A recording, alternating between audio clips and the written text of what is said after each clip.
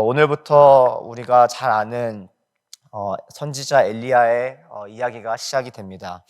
열왕기상 17장 1절에서요, 열왕기상 19장 21절까지 앞으로 우리가 함께 계속 보게 될 내용은 아합 왕과 선지자 엘리야의 격돌하는 이야기들을 우리가 계속 함께 나누시게 될 텐데요. 이 성경에 여러 가지의 시대들이 기록이 되어 있는데, 특별히 기적과 이적의 시대가 이제 구분이 되어서 발생했던 그 역사들이 있습니다. 특별히 엘리야, 엘리사의 그 시대는 특별히 출애굽, 그리고 정복기, 그리고 예수님의 공생의 삶과, 그리고 요한계시록에 나타나는 총 4가지의 어떤 그 시대의 대표적인 기적과 이적의 시대 중에 하나로 나타날 수 있는데요. 많은 이들이 엘리야, 엘리사에 대하여서 또 의문을 갖고, 또 여러 학자들이 연구를 하고 있는데, 말씀을 준비하면서 굉장히 크게 와닿았던 것은 여러 성경에 등장하는 선지자들이 있음에도 불구하고 성경에는 엘리야와 엘리사가 기록했거나 아니면 그들을 통하여서 남겨져 있는 성경의 내용이 없는 거예요. 그러니까 우리가 잘 아는 대선지자서, 소선지자서 나누자면은, 또 굳이 그렇게 나누자면은 나눌 수 있는 여러 가지의 선지자서들, 또 예언서들이 성경에 기록이 되어 있는데, 왜 엘리야와 엘리사의 이 선지자들을 통한 성경은 우리가 가지고 있는 성경책이 남아있지 않을까라는 궁금증을 가지고 말씀을 준비하고, 또 열왕기상을 이제 특별히 담임 목사님께 하심탕사를 통해서 배우고 있는 와중에 문득 제 마음에 하나님께서 주신 마음은 이 말들에 대한 기록이 아니라 엘리야와 엘리사를 통하여서 말씀의 능력으로 살아가는, 그러니까 말씀이 정말 삶이 되어져서 살아가는, 특별히 이 땅 가운데 사명을 가지고 하나님의 부르심 받아 살아가야 되는 많은 이들에게 정말 이 말씀을 붙잡고 살아가는 이들이 특별히 엘리야의 엘리사를 통하여서 그 모든 정말 그 어려움과 또 지침과 또 넘어짐과 또 기쁨과 또 승리 가운데에 정말 변함없이 부어주시는 하나님의 신실하심과 그 말씀의 그 은혜와 또 말씀을 이루시고 이끄시는 하나님을 삶으로, 엘리야와 엘리사를 통하여 삶으로 더욱더 깊이 가까이 보여주고자 하시는 그 마음이 담겨져 있지 않을까라는 그 은혜가 저에게 전달이 되었습니다. 실제로 엘리야, 엘리사를 보면은 어떤 말에나 가르침이나 어떤 예언적인 내용이 담겨져 있기보다는 이 두 사람의 사역과 삶을 통해서 계속 어떻게 보면 한 사람이 정말 하나님 앞에 귀하게 쓰임받고, 또 지치고 회복되어지고, 정말 한 사람이 정말 행할 수 없을 정도로 놀라운 일들이 또 하나님께서 하나님의 일꾼들을 통하여서 또 말씀을 통하여서 이루시는 것을 보면서 우리가 앞으로 오늘부터 열왕기상 19장까지 함께 보실 이 엘리야의 이 삶, 또 이후에 또 보게 될 엘리사의 삶을 통하여서 그렇게 함께 또 위로받고 또 도전받는 시간 되기를 주님의 이름으로 축원드립니다. 우리 함께 같이 또 살펴보실 것은 선지자라는 그 존재인데요. 선지자 아니면 또 예언자라는 어떤 특별한 존재가 성경에 특별히 왕의 시대 때, 왕정 시대 때 많이 등장을 하는데, 이 선지자, 예언자의 역할이 무엇인가 했을 때 다들 아마 잘 아시겠지만은 하나님의 말씀을 지키고 전하는 자들이었어요. 단순히 어떤 정치계에서 누구의 말을 대신하여서 전하는 대변인들의 역할이 아니라 정말 하나님의 마음과 시선과 하나님께서 역사하시는 그 현장에 말씀을 가지고 나아가는 자들이 바로 그 당시에 선지자들, 예언자들이었습니다. 그런데 공교롭게도 선지자들 그리고 예언자들이 활동하는 배경에 대체적으로 비슷한 공통된 어떤 부분이 있는데요.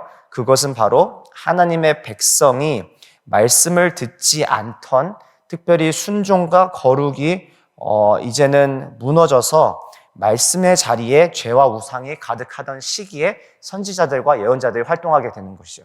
그러니까 하나님의 백성들이, 하나님의 자녀들이 말씀을 가지고 정말 신실하게 또 충성되어서 온전히 겸손하게 그것을 지키고 살아갔다라고 하면은 사실상 선지자들과 예언자들의 역할이 크게 그게 크게 드러나지 않을 수 있는데, 여러 이 선지자들이 활동하는 시기에 그 배경들을 학자들이 연구하고 살펴봤더니 특별히 죄가 왕 노릇하고 더 이상 하나님께서 그들의 참된 왕이 되시지 아니하고 말씀이 중심되지 아니하고 그들의 삶의 우상이 중심이 되어서 하나님께서 그들로 하여금 다시금 말씀 앞에 돌아오도록 촉구하고 하나님의 마음을 정말 그 당시에 수많은 우상 숭배와 거짓된 가르침을 뚫고 정말 한 줄기의 빛처럼 그들의 삶을 변화시키고 회복시키고 다시금 거룩하게 만드시는 귀한 그 은혜의 도구로 쓰임받았다는 것을 우리가 발견할 수 있습니다.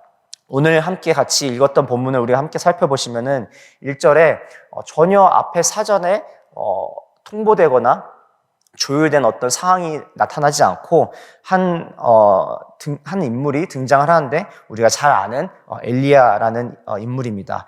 이 엘리야라는 인물이 어떤 배경도 어떤 자신의 지파나 아니면은 이 사람에 대한 어떤 자세한 설명이 전혀 나타나지 않고 바로 이 사람이 그 사명을 감당하는 모습부터 등장이 하는데요. 1절을 우리 함께 살펴보시면은 디습 사람 엘리야가 아합에게 말하되 내가 섬기는 이스라엘의 하나님 여호와께 살아계심을 두고 맹세하노니 내 말이 없으면 수년 동안 비도 이슬도 있지 아니하리라 하니라. 어떻게 보면 엘리야가 아합 왕을 향하여 저주하는 것처럼 보이지만은 이것을 조금 더 우리가 풀어서 이야기를 한다면은 나의 입술을 전하여서 살아계신 하나님의 말씀을 이렇게 선포합니다라고 우리가 이해할 수 있습니다. 나의 입술을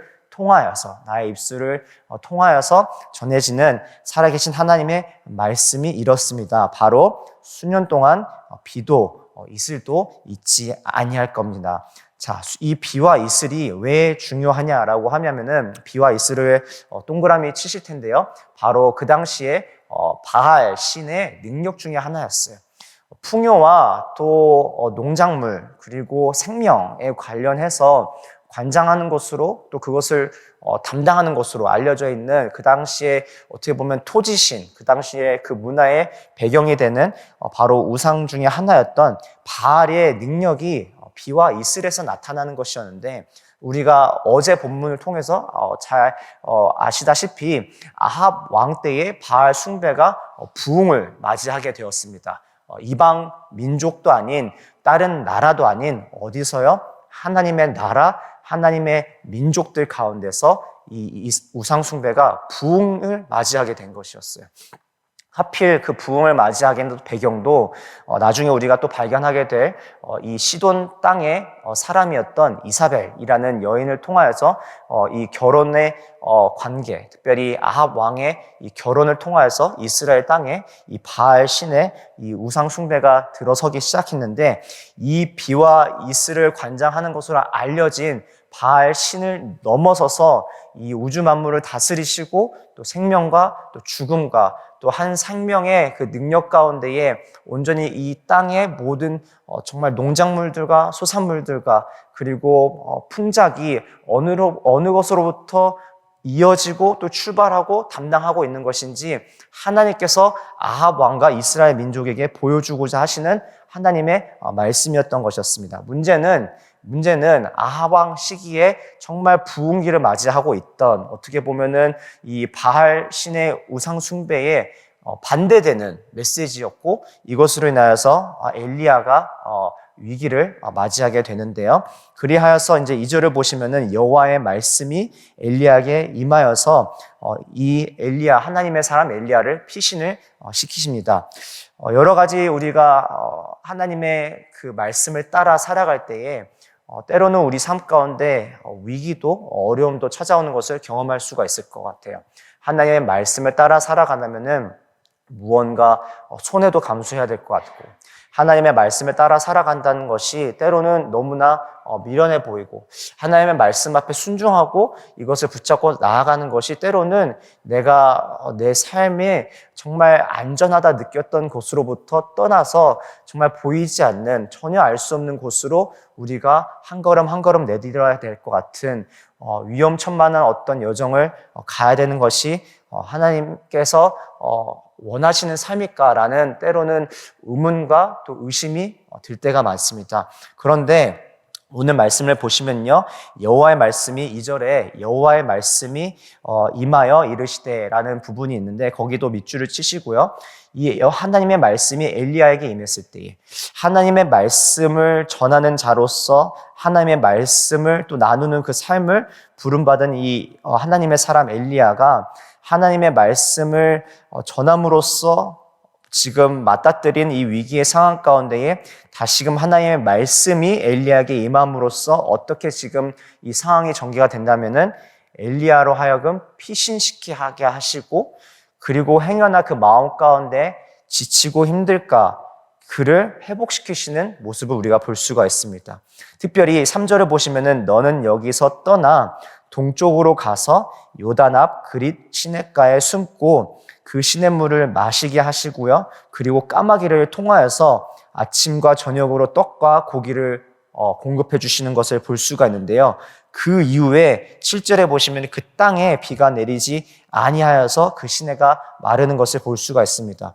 하나님의 말씀대로 그 땅에 비와 이슬이 수년 동안 내리지 않게 되고 그리고 그것을 시작으로 하여서 그 시냇가가 마르는 것을 볼 수가 있는데 이 말씀이 이루어지는 이 전체적인 이 지금 흐름 가운데에 엘리야의 삶에서도 하나님의 말씀대로 이루어져 가는 것을 볼 수가 있는데 엘리야가 하나님 말씀 앞에 순종하였을 때에 엘리야가 하나님 말씀 앞에 순종하였을 때에 하나님께서 예비해 두신 피난처 그리고 하나님께서 예비해 두신 은혜 그리고 하나님께서 예비해 두신 치유와 또 쉼의 그 자리로 하나님께서 인도하시는 것을 우리가 볼 수 있다는 것이에요.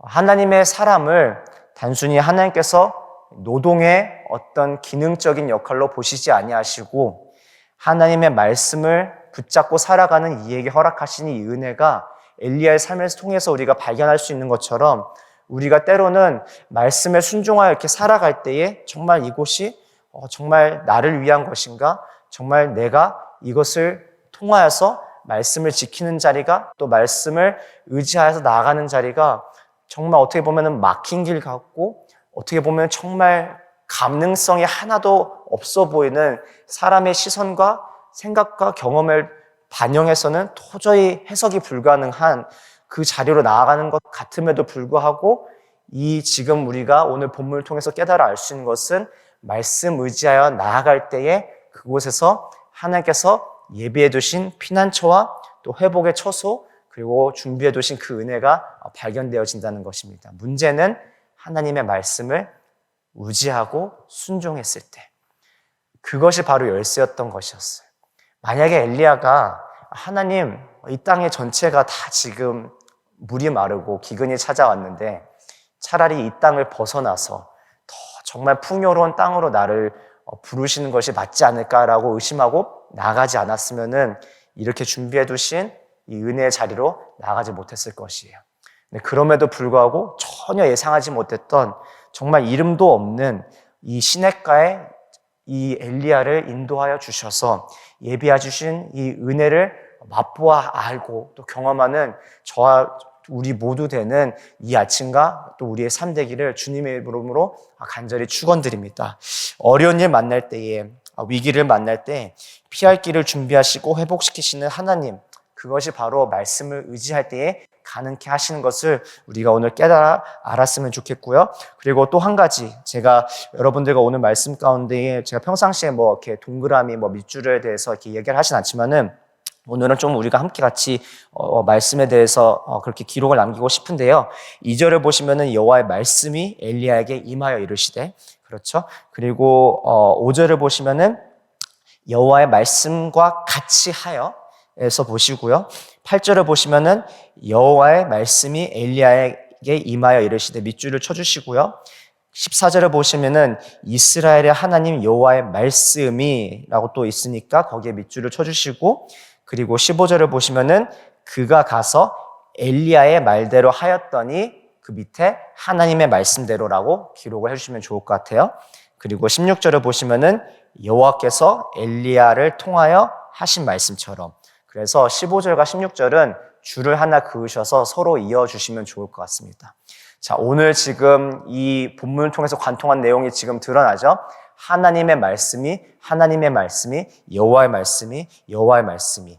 하나님의 사명을 부음받아 살아가는 이에게 하나님 허락하신 가장 큰 은혜는 능력도 아니고 기적도 아니고 어떤 인생의 성공이나 그리고 안전함도 아닌 말씀이 정말 하나님께서 허락하신 가장 큰 은혜임을 깨닫게 되는 이 아침입니다. 그리고 나서 지금 여호와께서 허락하신 또 그 모든 자리 가운데 엘리야에게 지금 말씀을 하셨고, 또 5절을 보시면은 앞에 제가 설명드렸던 것처럼 여호와의 말씀과 같이 엘리야가 순종을 했죠. 그리고 나서 8절에 다시 한번 여호와의 말씀이 엘리야에게 임하였는데 또다시 좀 황당한 말씀을 지금 주십니다. 무엇이냐면은 9절에 보시면요, 너는 일어나 시돈에 속한 사르밧으로 가서, 자, 시돈에 동그라미 쳐주시고요. 이 시돈은 어제 담임 목사님께서 전해 주셨던 그 본문의 16장 31절에 바로 아합 왕의 사돈이 되어지는 왕, 그리고 자신의 아내 바로 이세벨 여왕의 고향에 되는 땅입니다. 시돈이라는 곳은 그 당시에 특별히 바알 숭배가 중심이 되어서 있었던 이방 땅인데, 특별히 시돈 왕, 어제 나왔던 소개되었던 16장 31절을 돌아가 보시면요, 시돈 왕 엣바알의 딸 이세벨과 결혼을 하는 것을 볼 수가 있는데요. 엣바알의 동그라미를 쳐주시고요. 뜻은 바알은 살아있다라는 뜻이에요. 엣바알, 그러니까 자신의 아합 왕의 사돈, 이제 장인어른이죠. 아합 왕의 사돈이 아니라 아합 왕의 장인어른이 되어지는 시돈 왕의 이름 엣바알의 뜻은 바알은 살아있다라는 것인데, 바로 이 이세벨의 아빠 되어지는 시돈 땅의 왕으로 알려져 있는 엣바알은 여러 지금 학자들의 의견을 빗대어서 이야기를 드리자면은, 특별히 요세푸스의 기록을 보자면은 그 당시에 바알 신을 숭배하는 제사장 출신으로 알려져 있어요. 그러니까 이 시돈 땅의 왕족 출신이 아니라 제사장 출신이었던 이 이세벨의 아버지는 그 선대 왕을 살해하고 나서 시돈 땅을 차지한 것으로 여러 기록들이 남겨져 있는데, 지금 문제가 무엇이냐면은 엘리야를 지금 하나님께서 이제는 메말라버린 시냇가를 피하여서 어떻게 보면 더 안전하고 더 풍요롭고 어떻게 보면 무엇인가 보장이 된 그 땅으로, 그 지역으로 엘리야를 지금 인도하시는 것이 아니라 아합 왕의 장인어른이 되어지는, 아합 왕의 아내의 고향이 되어지는, 어떻게 보면은 지금 이 심판의 메시지를 바알 숭배가 지금 만연했던 이스라엘 땅에 전하고 나서 가장 이 우상 숭배의 근원지가 되어지는 시돈 땅으로 지금 하나님께서 엘리야를 이끄시고 계시는 장면인 것이에요. 그러니까 오히려 지금 엘리야로 하여금 더 안전한 곳으로 가서 쉬어가 아니라 이 이스라엘 땅을 타락하게 하고 망가뜨렸던 이 우상 숭배의 근원지였던 시돈 땅의 중심지로 바로 샤르밧으로 지금 엘리야를 이끄시는 것을 볼 수가 있습니다. 자, 그리고 나서 그곳으로 가서 한 사람을 만났는데 바로 과부라는 인물이 등장을 하는데, 그 사람으로 하여금 너에게 음식을 주게 명하였다라고 말씀하셨는데요. 10절을 보시면은 동그라미 치실 텐데 그가 일어나 다시 한번 엘리야가 하나님의 말씀에 순종하여서 샤르밧으로 가게 됩니다.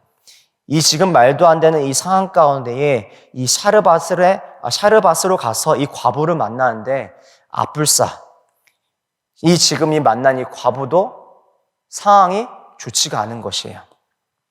10절에 보시면 이 과부가 지금 나뭇가지를 짚고 있다가 엘리야를 만나서 엘리야가 그녀에게 물을 청합니다. 근데 물을 청하는데 물만 청하는 것뿐만 아니라 하나님께서 말씀하셨던 것 그대로 내 손에 떡 한 조각을 나에게 달라라고 청하는데 지금 문제가 무엇이냐면은 12절에 보시면은 그가 이르되 당신의 하나님 여호와께서 살아계심을 두고 맹세하노니 나는 떡이 없고 다만 통에 가루 한 움큼과 병에 기름 조금뿐이라. 내가 나뭇가지 돌을 주워다가 지금 과부가 사실 행하고 하자 했던 모습이 무엇이었냐요? 나와 내 아들을 위하여 음식을 만들어 먹고 그 후에는 죽으리라. 지금 이 과부에게 지금 하나님께서 보내신 이유가 이 과부의 이 집에 정말 먹을 게 너무나 넉넉하고 어떻게 보면 이 삶에 모자람이 없어서 엘리야를 그 땅에 피신시켜서 하나님께서 나를 이 자리 가운데 보내신 이유가 정말 어떻게 보면은 더 내 안위가 위험에 처할 수 있는 곳임에도 불구하고 이 집안에 먹을 것이 넉넉하고 뭔가 준비해놓은 하나님의 장치가 있어서 나를 이 자리 가운데 보내셨구나라고 생각하고 갔을 수 있는데 지금 갔더니 아니나 다를까 이 과부의 집에 무언가 지금 제공받을 만한 상황도 아니고 더 나아가서 지금 이 과부와 아들 이 두 사람이 삶의 소망이 끊어져서 지금 그들의 삶을 이제는 끊어버리려고 작정하고 준비하고 있었던 그때에 엘리야를 통해서 하나님께서 지금 이 가족들에게 이 지금 자리를 만들어 주신 것을 우리가 볼 수가 있는 거예요. 이 과부의 입장에서는 얼마나 말도 안 되는 요구였을까요? 엘리야 입장에서는 지금 이 상황을 어떻게 지금 뚫고 나가야 했을까요? 이 과부의 입장에서 먹을 것이 이제는 하나도 없어서 정말 자기가 사랑했던 아들과 함께 자기의 삶을 이제는 끝맺히려 했던 그 자리에 뜬금없이 이스라엘의 하나님을 믿는다는 선지자 한 명이 나타나서 지금 13절을 보시면 이렇게 전하는데요. 두려워하지 말고 가서 내 말대로 하려니와 먼저 그것을 위해 나를 위해 작은 떡 한 개를 내게 만들어 가져오고 그 후에 너와 아들을 위하여 만들라. 14절 보시면요. 이스라엘의 하나님 여호와의 말씀이 나 여호와가 비를 지면에 내리는 날까지 그 통에 가루가 떨어지지 아니하고 그 병에 기름이 없어지지 아니하리라 하셨느니라. 그리고 나서 15절을 보시면요. 다시 한번 동그라미 치실까요? 그가 가서 이 여인이 이 바알 신이 우상 숭배하던 그 근원지였던 시돈 땅의 이 여인이 하나님의 말씀을 의지하여서 그대로 하였더니 엘리야가 머무는 수많은 그 날 동안에 무슨 일을 허락하셨나요? 무슨 은혜를 보여주셨나요? 통에 가루가 떨어지지 아니하고 병에 기름이 없어지지 아니하리라. 오늘 말씀을 맺으면서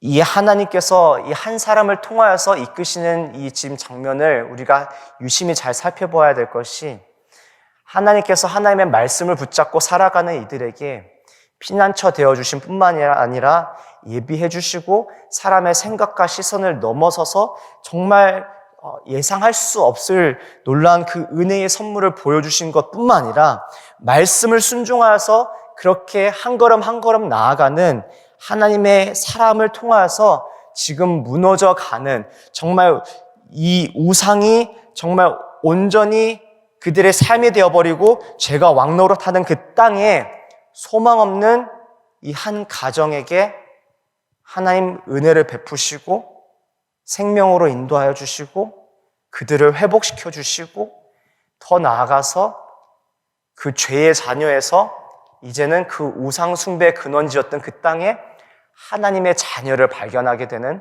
놀라운 은혜가 하나님 말씀을 순종했던 엘리야 한 사람 통해서 이루어 가시는 것을 볼 수가 있습니다. 제가 사실은 이 말씀을 준비하면서 너무나 감사했던 것은 지난주 그리고 이번 주 한 주 동안에 특별히 이제 유스 가정 안에서 여러 가지 좀 어려운 일을 겪는 이들이 많이 계셨었어요. 그래서 때로는 정말 아침 일찍부터 통화를 하고 또 때로는 밤늦게까지 통화를 하면서 여러 가지 이야기를 나누고 기도를 해드리는 이 과정 가운데에 하나님, 제가 도저히 감당할 수 없는 경험도 해보지 않았던 어떤 부분에서, 잘 알지 못하는 부분에서 우리 성도님들이 그런 문제를 맞닥뜨렸을 때에 딱히 해드릴 수 있는 조언이 있는 것도 아니고, 제가 지혜가 있어서 정말 뭔가 이렇게 정말 힘이 될 만한 그런 지혜를 나눌 수 있는 어떤 그런 사람도 아니고, 잘 아시겠지만은 제가 말주변이 막 있어서 사람을 이렇게 위로해드리고 또 도움도 드리고 이렇게 좀 이렇게 힘나는 어떤 좋은 말들을 좀 해드렸는데, 어떤 말에 어떤 그런 은사도 없다 보니까 뭔가 이렇게 말씀을 드리고 싶고 말을 조언을 해드리고 싶고 하고 싶어도 그런 어떤 역할도 감당할 수 없고, 그런데 그 유스의 가정들, 어머니 아버님들의 어떤 상담을 하고 이야기를 하면서 순간 제 자신 안에 큰 어떤 좀 자괴감이 오는 거예요. 하나님, 이왕 좀 이 자리로 부르셨으면은 좀 저를 통하여서 정말 어려움 가운데 또 낙심하고 있는 이 부모들에게 또 우리 학생들에게 하나님 저를 좀 사용해 주셔서 정말 그들이 축복받고 힘이 되고 은혜를 받았으면 좋겠는데, 도저히 제가 지혜도 줄 수 없고 경험도 없어서 뭔가 이렇게 큰 도움조차 안 되는 어떤 그런 존재 같습니다라고 조금 제 능력의 어떤 좀 한계를 경험하는 지난 몇 주의 시간들이었어요. 그런데 이 말씀을 준비하면서 하나님께서 저에게 다시 한번 확신을 주셨던 것은 너가 말을 잘해서 그 자리에 세운 것이 아니라 경험이 많아서 실력이 좋아서 지혜가 있어서 너를 그 자리로 사명으로 이끈 것이 아니라 말씀을 통하여서 나의 말씀을 전하여서 나의 말씀의 능력을 함께 나누어서 정말 무너져가는 그 가정 가운데에, 특별히 이 다음 세대의 삶 가운데에 우상 숭배가 너무나 당연하고 죄가 왕노릇하는 그 땅으로 가서 그들을 회복시키시고, 그리고 그들을 하나님의 자녀로 다시 세우시고, 무너졌던 예배의 자단이 다시금 세워져서 나의 이름을 높이고 알릴 거야라는 말씀을 오늘 본문을 통해서 주셨어요. 제가 간절히 원하는 것은 이 본문을 통해서 우리 사랑하는 성도님들이 정말 먼저는 하나님 말씀 앞에 때로는 너무나 말도 안 되는 조건이고 불가능해 보이는 이 상황 가운데에 하나님께서 우리의 연약함을 도우셔서 성령님께서 우리를 붙잡아 주셔서 우리가 할 수 있어서가 아니라 정말 하나님 말씀 아니고선 도저히 방법이 없습니다라고 고백함으로써 말씀 앞에 우리가 순종하고 엎드려졌을 때에 우리를 향해서 부어주시는 하나님의 은혜를 경험하신 여러분이 되고요. 또 하나님께서 여러분들을 위해서 준비하시는 그 수많은 그 은혜의 자리에서 하나님을 만나서 회복되는 여러분이 되기를 주님의 이름으로 축원드립니다.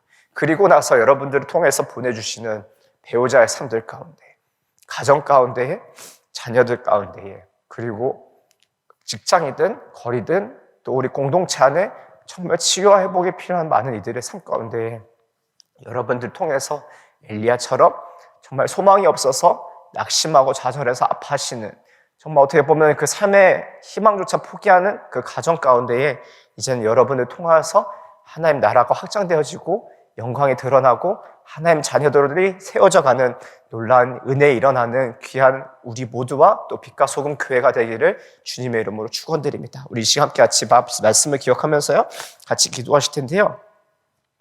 먼저는 하나님께서 엘리야를 위해서 준비하신 피난처가 있었습니다. 그를 위하여서 어떻게 보면 하나님 말씀을 순종하여서 살아가는데 자꾸 위기가 드러나는 거예요. 자꾸 어려움이 나타나는 거예요. 엘리야를 잘 보시면은 그 어느 누구보다 정말 어떤 선지자들보다 하나님의 역사가 더 선명했고 위대했던 것들을 볼 수가 있었는데, 그럼에도 불구하고 낭망하고 좌절하고 어려움을 겪고 불평불만을 그 책임을 엘리야가 정말 받는 그런 순간순간의 어떤 인생의 정말 쓴맛을 맛보는 선지자임을 우리가 깨달아 아는데요.